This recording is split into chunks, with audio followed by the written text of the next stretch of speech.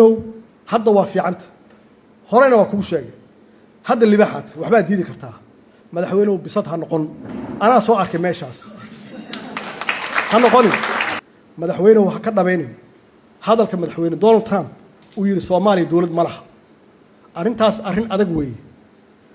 madaxweynahaasi wuxuu aaminsan yahay annaga inaan dawlad ahayn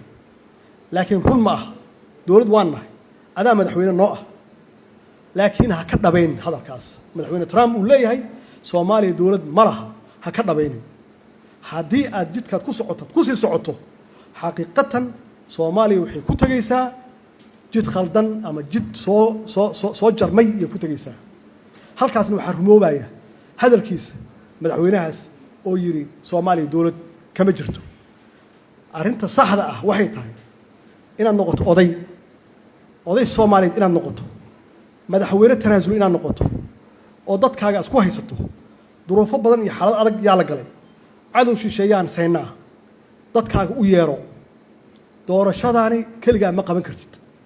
doorasho aan lagula lahayn oo aan qayb laga ahayn oo Soomaali u dhamayn oo wada ogol aan ahayn consensus aan ahayn madaxweynuhu ma qaban kartid haddaad isku daydo 2 bilood baa ku harsan waxaa ku sugaya ummadan Soomaaliyeed oo dhiban oo maciishadu cirka u martay waxaa ku sugaya dadka la barakiciyay yaa ku sugaya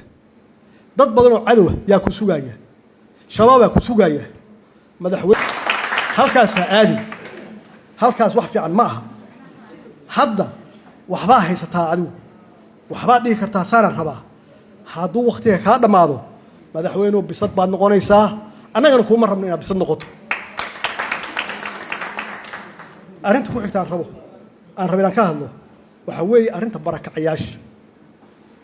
barakacayaasha dadka masaakiinta ah